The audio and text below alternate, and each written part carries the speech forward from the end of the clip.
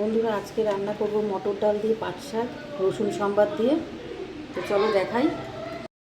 পাট শাকগুলো আমি বেছে নিয়েছি, শির ছাড়িয়ে নিয়েছি। এই যে মাঝে একটা শির থাকে, সেই শিরগুলো ছাড়িয়ে নিয়েছি, ভালো করে ধুয়ে নিয়েছি। এখানে মটর ডাল সেদ্ধ করে নিয়েছি। কাঁচা লঙ্কা আর রসুনটা আমি থেতো করে নেব। কাঁচা লঙ্কা আর রসুনটা থেতো করে নিয়েছি। তেলটা গরম হয়ে গেছে, আর শুকনো লঙ্কা আর কালো জিরা ফোড়নে দিয়ে দিলাম। রসুন আর কাঁচা লঙ্কাটা দিয়ে দিচ্ছি।